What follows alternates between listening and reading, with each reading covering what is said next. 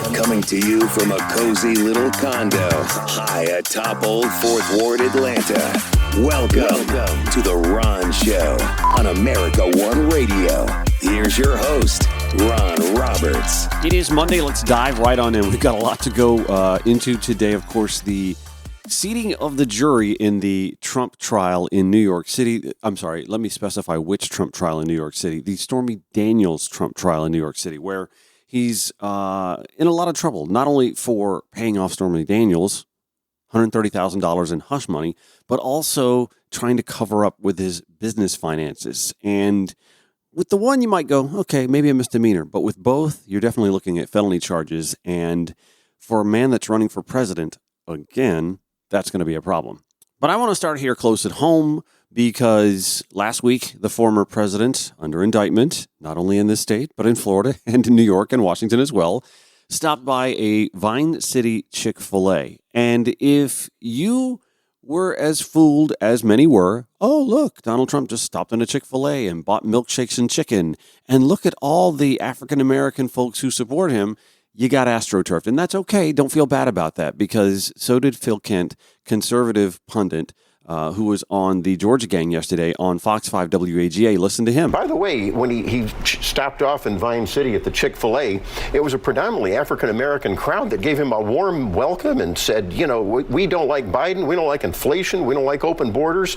Wow. Yeah, wow, indeed. First of all, in Vine City, whether you stop at any fast food place, Chick-fil-A, whatever, you're going to have a predominantly African-American audience because that's Vine City. It's a predominantly African-American area of Atlanta. So maybe Phil should stop by and check that out sometime.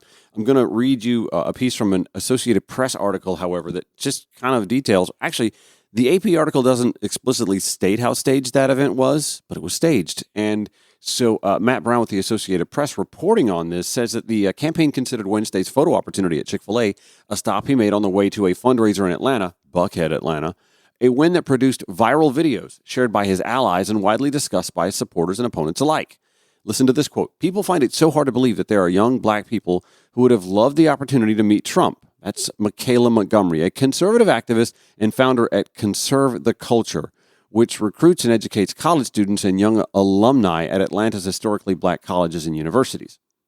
Matt Brown writes, Montgomery, a former Georgia Republican Party staffer who regularly coordinates events for HBCU students open to conservative ideas to meet with politicians and activists, said she was notified earlier in the week that Trump would visit Atlanta's Vine City neighborhood during his trip to host a high-dollar fundraiser in the city.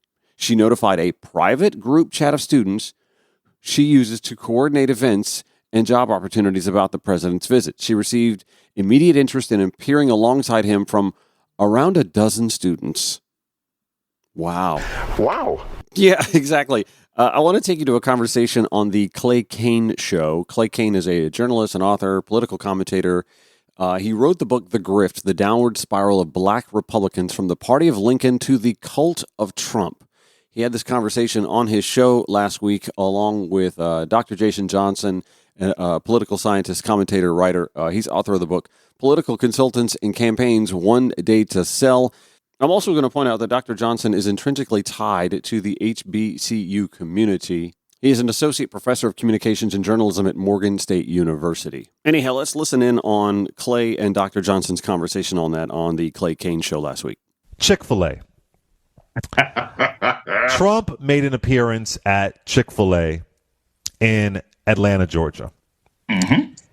It was very interesting. And I want to play a clip of Michaela, am I saying her name right? Montgomery. Mm-hmm. She was the woman who was at Chick-fil-A. And, of course, she was put on Fox News immediately. Yeah. You know the formula. I broke it down in the book. Mm-hmm. But listen to a conversation she had on Fox and Friends about meeting President Trump at an Atlanta Chick-fil-A. And the media, it's all the talking points. Listen to this. I don't care what the media tells you, Mr. Trump. We support you. We love you. Okay, 4 p.m. We've been 4 p.m. Thank you! Tell my mama I made it! Look at the joy. Here to tell us about it is that young woman herself, Michaela Montgomery. She's also the founder of a grassroots political group to conserve the culture. Michaela, I've been waiting for this interview all morning. I've been waiting for this my whole life. So thanks so much for joining us. So you told the president when you were hugging him, I don't care what the media says, we support you. Tell me what you meant by that.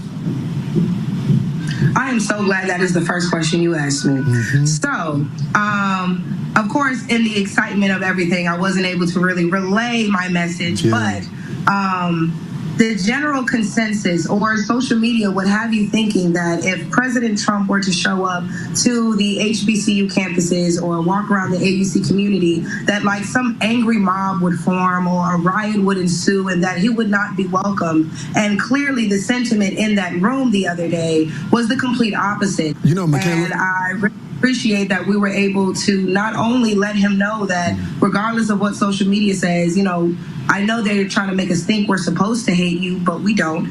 And additionally, it was a learning experience for my students because they were able to see and experience firsthand. Bring it down. Allegedly, Michaela Montgomery works for a conservative group, and she once worked with Candace Owens' Blexit Foundation. Right. Take it away. Your thoughts, okay, Dr. Jason first off, let's be clear. This is going to be an addendum to Grift, right? Like, because it really Lord have mercy. So Dr. Jason Johnson is referencing Clay Cane's book again, The Grift, the Downward Spiral of Black Republicans from the Party of Lincoln to the Cult of Trump. All right, let's go back. Let's be clear. I was just in Atlanta, right? Like, so I left right before this happened. I have friends down there, organizers, all sorts of people I've talked to. Number one, it is very easy to set these sorts of things up in the right-wing media ecosphere. This was not an on-campus Chick-fil-A. It's off-campus. So let us be clear. Donald Trump did not walk into the AUC and then manage to get there with his whole entourage and have people support him. So that's the first thing. This was organized and planned by his campaign in conjunction with this quote-unquote grassroots young lady. That's the first thing. And that's an important distinction because if there had been widespread knowledge of Donald Trump going to Vine City or the Vine City Chick-fil-A, or had he thought, maybe let's go to an HBCU that he supported so much, remember that, wink, wink, do you think the welcome would have been as friendly and cordial to Donald Trump? The second thing is the Chick-fil-A didn't know he was coming because I know the owner of that Chick-fil-A. He is not a Trump supporter at all. He's not a Trump supporter. Now, can I be critical of him for not standing up to Trump? Yes. And I've told people through connections, I'm not going to put his name out there to be looked up. I'm like, dude, I don't know why he didn't make himself the 2024 version of Joe the Plumber. If Donald Trump is going to come into my restaurant, I'm not going to smile. I'm not going to try and be polite on some customer service nonsense. I'm going to walk up to him and ask him some clear questions. I'm going to say, hey, you trying to deregulate is negatively impacting my business. You didn't do anything about COVID and it affected my business. You didn't do anything about taxes. You are sitting here talking about immigration issues that does nothing for the healthcare of my employees. That's the kind of thing I would have done. Okay, but I think Dr. Johnson's being a little unfair there, if I'm being honest, because as a Chick-fil-A franchise owner, you're not going to wander up to a political candidate at your Chick-fil-A with Chick-fil-A logos in the background and make that kind of spectacle. You're just going to welcome him in because he's a customer and be polite. That's just the Chick-fil-A way, and there's nothing wrong with that. I just don't think that that's something that Chick-fil-A would be happy with. A franchise owner getting in the face of a politician and asking pointed questions like Joe the Plumber. Rest in peace. But what we need to understand is that these whole kabuki theater events that are set up by the right-wing ecosphere are set up. Trump campaign contacts black woman gets her 8 or 9 African-American suits. And look, of course you can find 8 or 9 black kids out of all 3 AUC schools. You got Spelman, Morehouse, and Clark. Of course you can find 8 or 9 people. It wasn't no crowd. I've seen what happened when Barack Obama came to the AUC. I've seen what happened when Joe Biden came to the AUC. Okay? Donald Trump was so insignificant to the campus area, they didn't even bother to protest him because they didn't know he was coming. Because I promise you, if they did, there'd have been some protests out there. Trust and believe. So this like is happened all at just was it Bennett College? Remember that Bennett College when he got some criminal Justice, I think it was Bennett College. Go ahead. Yeah, exactly. It's the same sort of scam.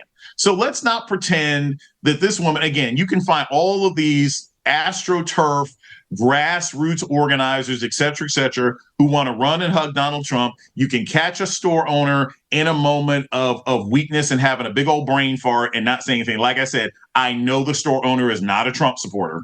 I've met the guy. I know who he is. Okay, still, I don't think that would have been a brain fart. I think that if the Chick-fil-A owner had known that Donald Trump and his entourage were showing up, I think the same thing would have happened. Like, he'd have just been welcomed as a customer. That's just the Chick-fil-A way, and no matter what neighborhood you're in. But that's what's done. And so it goes right up the pipeline to Fox News, and Fox News gets their moment. And this is what we have to be doing. This is what you do on your show. This is what we always have to be mindful of as Black people who consume the news. This stuff is often orchestrated. Mm-hmm. So we got to be careful who gets platformed when and how. We got to be careful how authentic we think these people are. We got to be careful who are the students that they grab, right? Because the lack of protest for Donald Trump is not indicative of that man having support. Trust and believe. And ordering a bunch especially in Atlanta, where he tried to overturn the votes of Black people in Atlanta, Georgia. Especially the attack on Fonnie Willis. Yeah. Yeah. Attacks on Fonnie Willis, attacks on Fonnie Willis' personal life, attacks on Stacey Abrams, right? I mean, come on now. You know, if people had actually known. Who was a Spelman grab, mind you. Yeah, that's what I'm saying. Grab. Like, who's a Spelman grab? Right? Like, you got plenty of people who are proud alumni of the AUC that Donald Trump has personally attacked, degraded, and everything else like that. So I think the whole thing is performance art, and that's fine. But we got to recognize it as performance art. And we got to recognize that just because, and I think this is a problem that oftentimes happens with Trump, where there's a combination of people being shocked he's there, and so they want to be polite, even if they don't like him. It's like the times in the 2016 campaign where he would go to a Black church and he'd get a church clap. I mean, he'd get a polite church clap, but we don't want him coming back. You know Donald Trump wasn't really welcome because they didn't invite him downstairs to the after church repast, did they? They just let him come in and speak and leave, right? This is the same sort of thing. If Donald Trump were that popular, that man would have been able to walk around on campus, and he was not welcome to walk around on that campus. And like I said, we got to be clear. This was not a Chick-fil-A on campus. I'm faculty at Morgan State. There's a Chick-fil-A in the student union. That is not the case in the AUC and wasn't the case with Trump. So you said you know the owner. Did the owner give any perspective at the Chick-fil-A of why he... I'm sorry, go ahead. Oh, yeah. So like I said, I did not speak to him. I met him at an event. Like I said, I'm not trying to repeat, you can look up, but I met him at an event several years ago. And I have my sources who I spoke to in Atlanta know him. And some of them are friends with him and everything else like that. And my source was like, yo, he's not a Trump supporter. Like, not at all.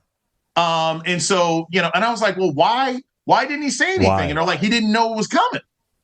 Right. So there's elements to this that we also have to recognize, that you can make people look complicit by catching them by surprise. And I can imagine a world where if I'm the owner of a Chick-fil-A, again, that's not on campus, but if I'm the owner of a Chick-fil-A, I can imagine if I find out that Donald Trump and his entourage are in the parking lot, my choice is, do I let him in and serve him because I guess I serve customers, or do I tell him no? And who knows what that turns into, right?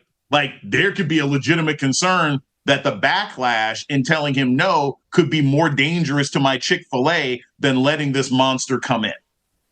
So those are very real concerns that somebody can have. And by the way, I don't think there's anybody in America who's worried that if they told Joe Biden, no, you can't come into my rallies, you can't come into my cookout, you can't come into my Chick-fil-A, that somebody might firebomb you.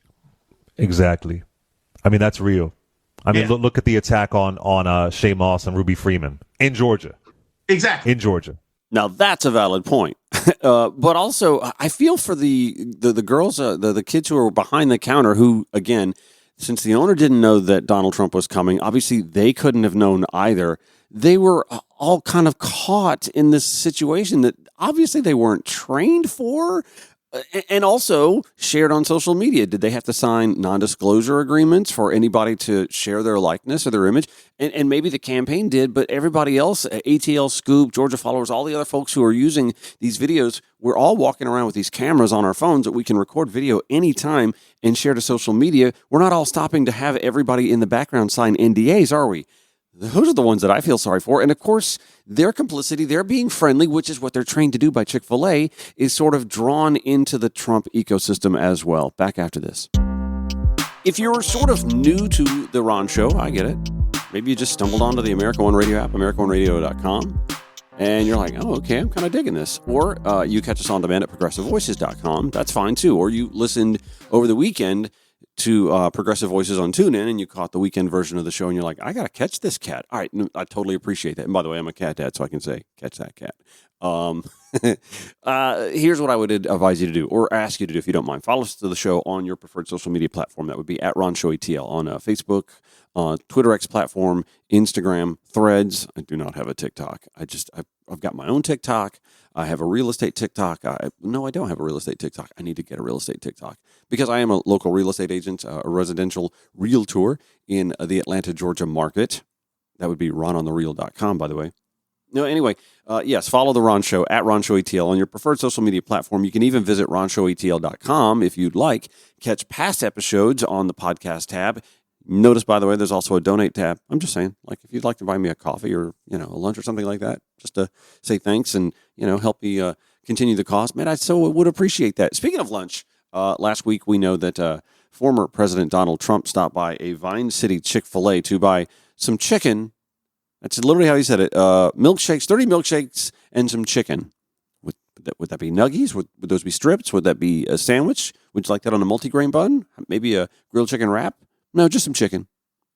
Because, he visits a Chick-fil-A so often.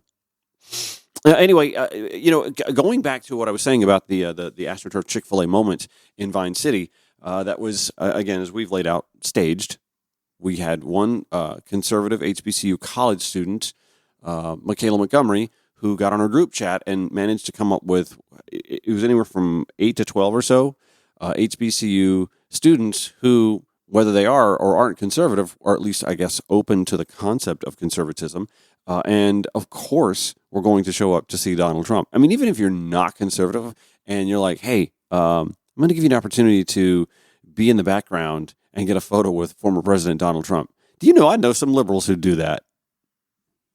Anyway, so while a lot of folks may be sort of trying to dog on Michaela Montgomery, I'm not going to do that. She did what she did. She someone who advocates and believes in her ideology. That's fine. That is all fine. And I don't think that there was some sinister scheme on her part to stage this photo op. I think she was actually just, and I don't mean to say this in a demeaning way, I think she was just kind of a pawn, honestly.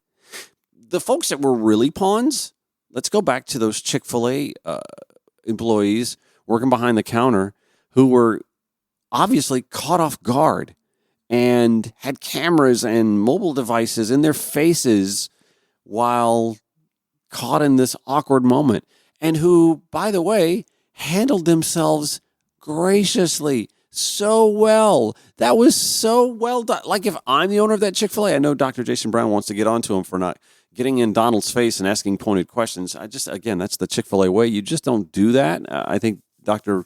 Jason should maybe reconsider his posture on that. And maybe that's exactly the sort of conversation, since he knows the guy, he says, that they'll have. Like, no, I own a Chick-fil-A franchise, and we have a code of conduct. And not only did I manage to adhere to the code of conduct, or didn't even know about it, and so didn't even have the opportunity, but I wouldn't have anyway. But I would be more proud that my employees, those young people who are working behind the counter, completely caught off guard by this staged photo op, they behaved themselves quite admirably as well. That could have gone absolutely upside down with just one outspoken person, and it didn't happen. So kudos to those kids, man. Kudos to that Chick-fil-A franchise owner for making sure that they just did their jobs. They were friendly associates who were happy to take an order from a deranged, multiple indicted madman who wandered in with all of his friends and media operatives to order milkshakes and also some chicken, and we're going to take care of the customers. Is business good? You're making a lot of money? You're getting rich, right? Thanks a lot. Thanks very much. Look at the way you hold. You like each other, right? I think that's very nice. Have a good time. Nice to see you. Thank you very much. So we'll order 30 milkshakes. We'll give them out to the people, and we'll take some for ourselves. Okay? Good. Thank you very much, everybody. Hello. This has got a great American franchise, Chick-fil-A. It is. It's a great franchise. The owner is a great man who's a member of one of my clubs, and he's fantastic. And yeah, they do very well. They're closed on Sunday.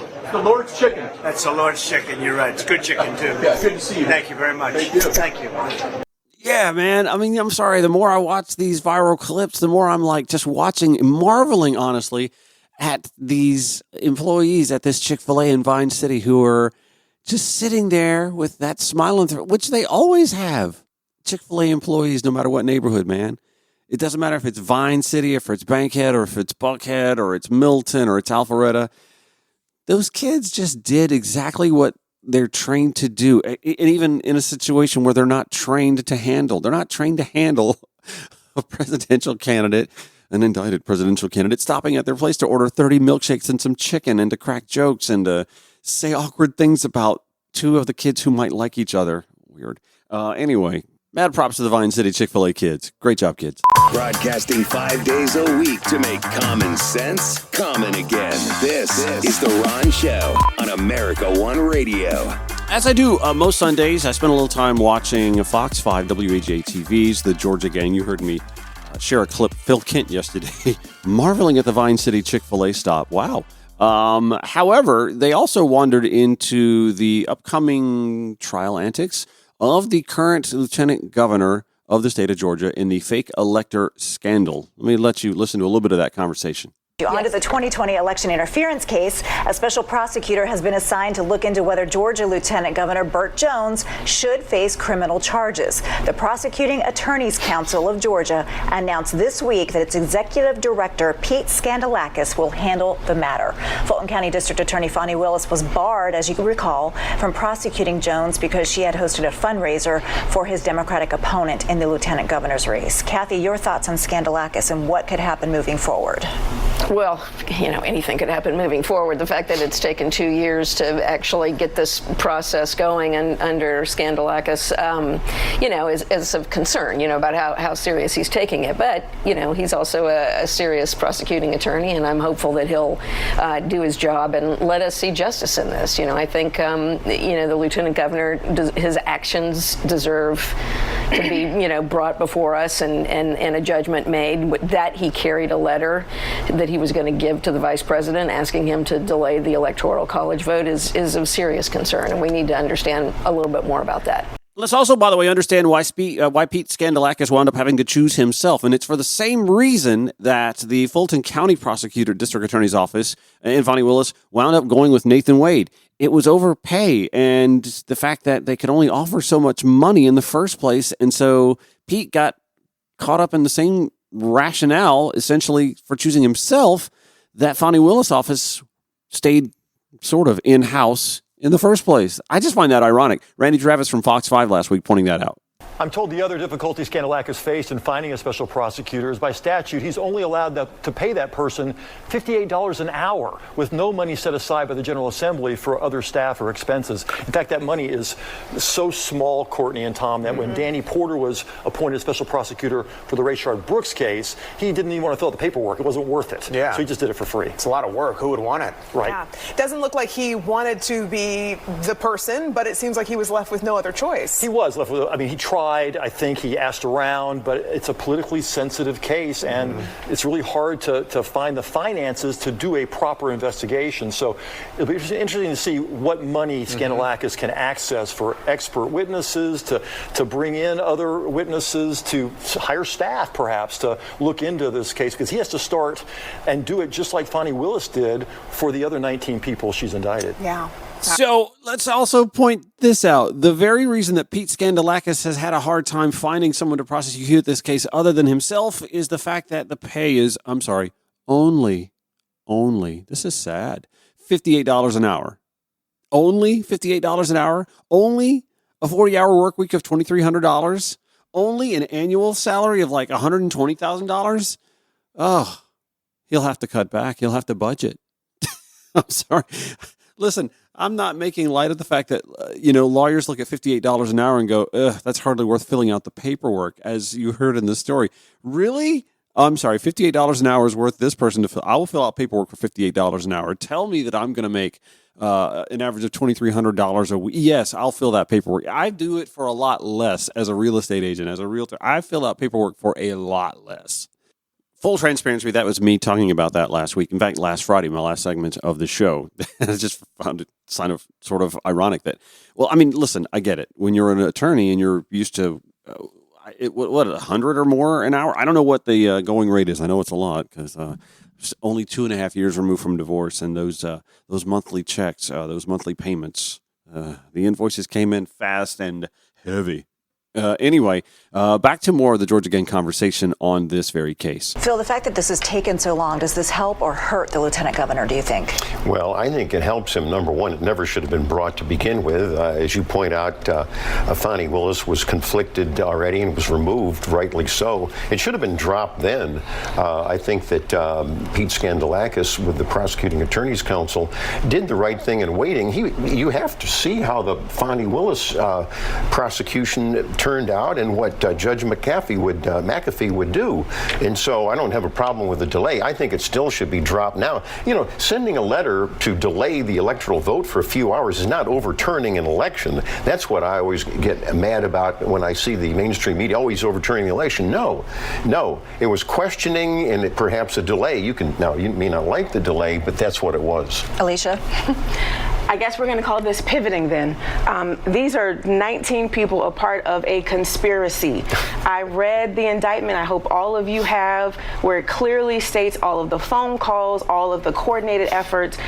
Lieutenant Governor Burt Jones was a part of this effort. He signed a sworn affidavit saying that he was an elector after the election had already been called. That is against the law. We have to hold every person accountable. No one is above the law. I am glad that this case is now being investigated. It's unfortunate that Skandalakis couldn't find anyone else, but I think he has a great reputation. I think it's going to be a fair process, and I too look forward to seeing how it ends up. Final word. Well, the lieutenant governor said bring it on, basically. I mean, he's ready for it, and there is a long history of alternate electors throughout our history in states. We're not the only one that's ever done it, so I just think it's going to be interesting, but this case is not going to go anywhere. You know what? I've said this before. I'm actually not one who openly dislikes Martha. I think Martha is actually a pretty good pundit, even though we would disagree on a bajillion topics ideologically. I don't think that she's nearly the, how do I put this? She's nearly as fringy, bat-loony, and dyed in the wool and stick to the team, party over politics type pundit that Phil Kent is. But she brought up the fact that we've gone through this alternate elector thing before. Maybe we should dig in on that just a little bit. Yeah, this happened back in 1876 and in the states of South Carolina and in Vermont, where, again, they were looking to ignore the outcome of elections. Martha, come on, ma'am. Let's keep things in proper historical perspective. I know we don't like to actually teach a full scope of history from the conservative movement, but if you're going to bring it up in its proper historical perspective. All right, yesterday's show was full of pivots, and they brought that up quite a bit, sometimes mockingly and laughingly, but I actually kind of want to pivot a little bit because this story is starting to develop some smoke here. Senator John Ossoff and his office unleashed a report detailing how the Georgia Department of Family and Children's Services reports on neglect and exploitation and sometimes death involved. Ross Williams at the Georgia Recorder, following on this story, which just dropped about 5 days ago, as a matter of fact, that DFACS is actually pushing back. They're getting rather defensive after this Senate panel reporting on the neglect and exploitation Ross reporting that the Georgia Division of Family and Children's Services, DFACS, consistently fails to protect children from abuse and mismanagement at the division, is a, quote, key contributor to child deaths and serious injuries, according to a U.S. Senate report released Tuesday. DFCS, why do I always do that? DFCS called the allegations unfounded and irresponsible. The most vulnerable children in our state and in our nation must be protected from physical abuse, from sexual abuse, and from human trafficking. That, according to Georgia Senator Jon Ossoff, a Democrat and chair of the Senate Judiciary Committee Subcommittee on Human Rights and the Law. He led the investigation along with Republican Senator Marsha Blackburn of Tennessee. This is a bipartisan panel, y'all. We cannot and must not look away from these findings, though they are deeply distressing. We cannot accept the abuse, the trafficking, and the preventable death of children. I thank my subcommittee staff and the more than 100 witnesses whose hard work and courage has brought these facts to the public. Ross Williams, continuing at the Georgia Recorder. I'll have this in the show notes today at ronchoatl.com. The investigation launched in February 2023 also found evidence that more than 400 children in state custody were likely sex trafficked over a 5-year span, while nearly 2,000 were reported missing during the same time. Georgia's Department of Human Services leadership, which oversees DFCS, recommended prolonging foster children's stays in juvenile detention because they didn't have enough placements. DFCS, quote, consistently fails to meet children's mental and physical health needs, including by overprescribing psychotropic drugs to children. The report says DHS has not adequately responded to reports of previous failures and is seeking to weaken oversight by taking over the federally mandated panels which review the division. The report says the division experiences high turnover rates as employees struggle to keep up with high caseloads, but that many employees are afraid they will be retaliated against if they speak out. The Child Welfare Agency, according to Ross Williams, responded to the 64-page report Tuesday with an 11-page report of its own, characterizing the findings as a partisan hatchet job that mischaracterizes statistics and ignores the division's improvements. This was a bipartisan panel report headed by Republican Senator Marsha Blackburn in coordination with Democratic Senator Jon Ossoff, but they call it a partisan hatchet job because DFCS, DHS are headed by Governor Brian Kemp appointees. After taking months to produce a report written and supported solely by staff of the majority party, the Subcommittee on Human Rights and the Law provided DFCS and the state only 2 days to respond to a heavily redacted version of the final report. Highlighting Senator Ossoff's staff's obvious lack of subject matter expertise regarding complex child welfare issues, the subcommittee's report omits key context, ignores relevant data that undermine the report's primary assertions, and takes great lengths to misrepresent DFCS actions, facts from various cases, and outcomes for many children in the state's care, according to DHS spokeswoman Kylie Winton.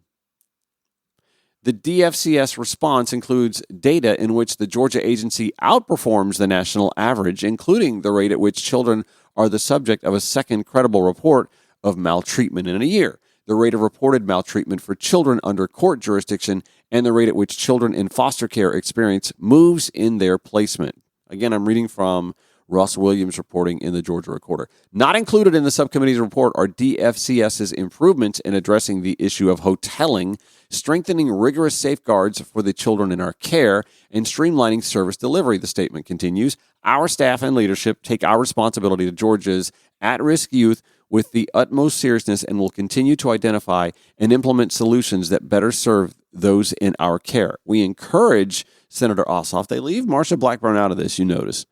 We encourage Senator Ossoff to focus his efforts on putting the welfare of children above political gamesmanship. The report continues. Ossoff's report cites a spring 2023 audit that found DFCS failed to properly assess and address safety concerns in 84% of cases reviewed, the worst rate in the past 7 years. Emma Hetherington, a University of Georgia clinical associate professor and director of the UGA's Wilbanks Child Endangerment and Sexual Exploitation Legal Clinic, or CEASE, which represents victims of child sexual abuse, said for the children she represents, failing to address safety concerns often means kids, especially teens, are not being believed when they speak up. She says the child's voice and the child's own words and reports and experiences are dismissed. She testified on that subcommittee. Back after this. Okay, so looking at the clock here, we're running into the home stretch, and I apologize for having to just bluntly take a quick break, but the DFCS situation is one that warrants a conversation from some cooler heads. And this talk of political brinksmanship, again, Senator Ossoff worked with Republican Senator Marsha Blackburn of Tennessee, who is about as magnified as they get. And yet, at the end of the day, even she sees problems in state child welfare services. And for Governor Kemp appointees to take umbrage with them being called out for doing a poor job for children, right? That's the pro-life party, saving babies. Children aren't far from being babies. Shouldn't we want not just a pro-life posture once they're born and once they're in state child welfare systems, but shouldn't we want not just pro-life, but pro-living, pro-livability, a future for these kids without being, child trafficked, sex trafficked, without maltreatment, without abuse of any sort? We should want to hear more instead of, you know what, I'm going to let you listen to a little bit of the conversation that they had yesterday on the Georgia Gang about this, because even they, when you look at like from liberal to conservative punditry on the dais, there was actually some common ground to be found there, except towards the end. I'll get to that in a little bit, but real quick, here's that conversation. U.S. Senator John Ossoff has released a scathing report on Georgia's Child Welfare Agency, saying systemic failures have allowed kids to die and that hundreds of children have been sex trafficked while under state care. Now, DFACS has fired back Tuesday, releasing a point-by-point rebuttal and a statement accusing Ossoff of political gamesmanship. Alicia, what are your takeaways from this report? You know, I'm almost speechless when I think about how awful this report is, the findings that are in there, children who are dying, who are being neglected. You know, our system is created for kids who have been neglected by their parents to ensure that they are kept safe.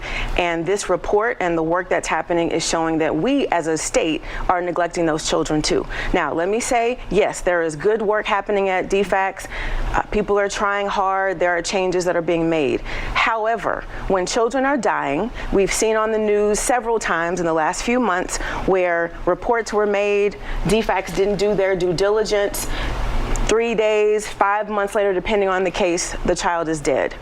And if the job had been done effectively and correctly, if staff had been trained properly, if the leadership was doing their job, lives would be saved. And so this is a serious issue. I think one of the worst parts of this is to see DFACS, DHS essentially dismiss this as political, as politics.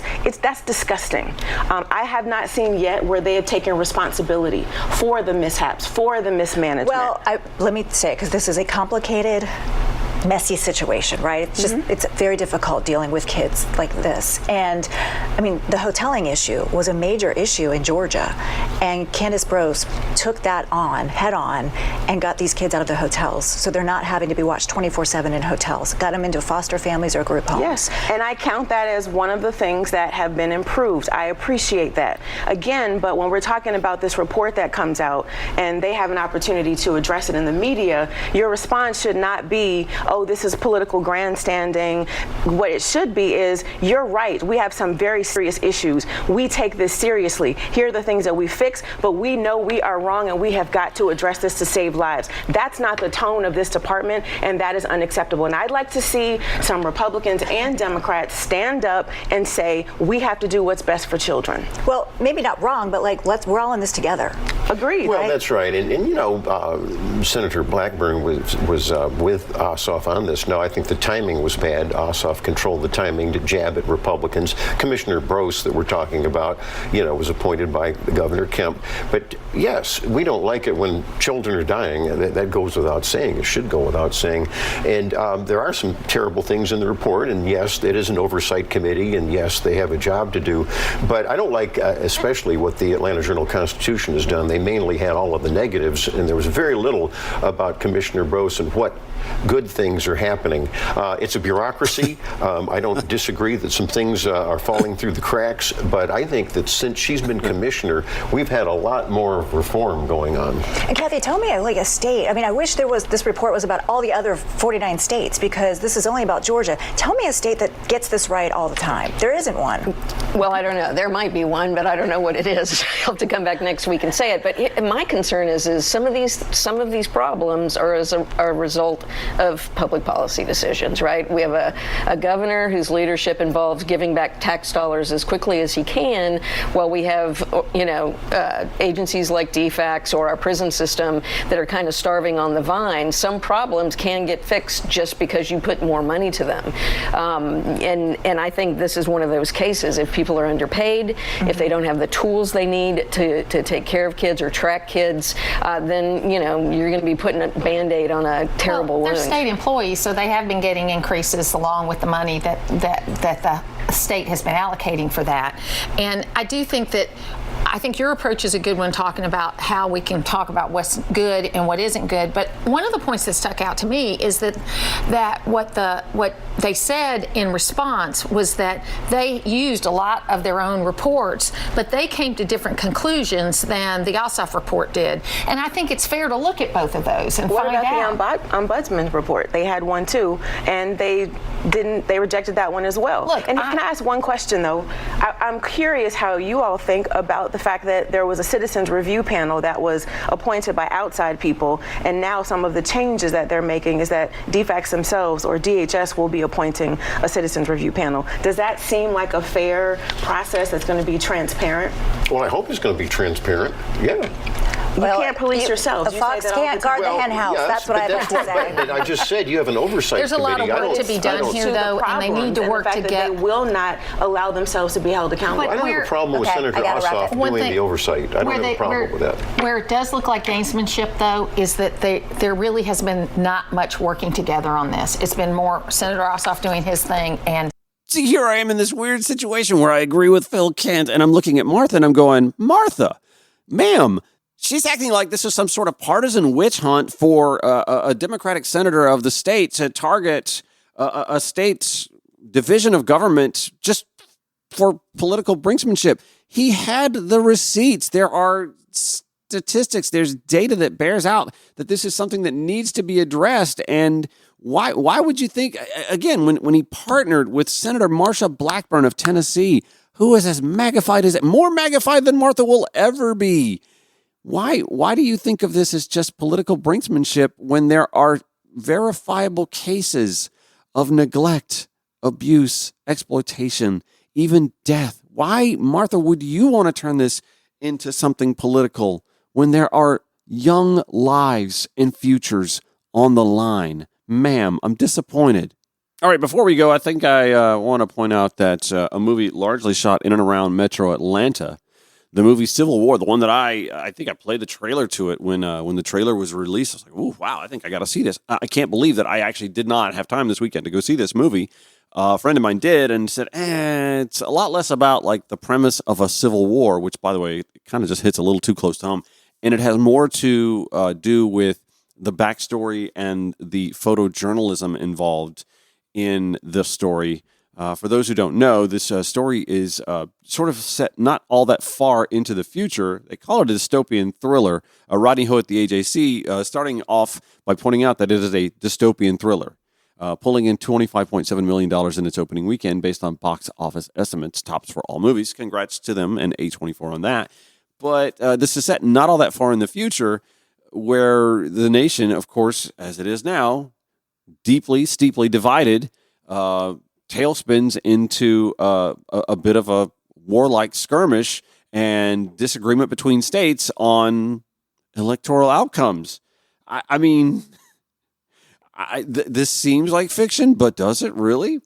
Anyway, Rodney writing, the film budgeted at $50 million, star Kirsten Dunst as a photojournalist grappling with an America at war with itself under the rule of an authoritarian three-term president. Three-term president. You know, that's actually a conversation that some are having on the right. Like, if Donald Trump wins this election, does he get to run for re-election? constitutional scholars look at the Constitution and go, there's not really an answer for that. So is this movie really all that far from nonfiction? Okay, so while it was tops at the box office, it made $25.7 million, about half of what it's budgeted to have cost to make. I kind of get the sense that America really just doesn't have the appetite to go see this as much as I think they might have thought it would. Because we're living it. That'll do it for today's Ron Show. Replays 5 to 6 p.m. on the America One Radio app, AmericaOneRadio.com. On demand at ProgressiveVoices.com. Show notes at RonShowATL.com. Back here tomorrow, 9 to 10 a.m. Thank you so much. Have a great one. See you.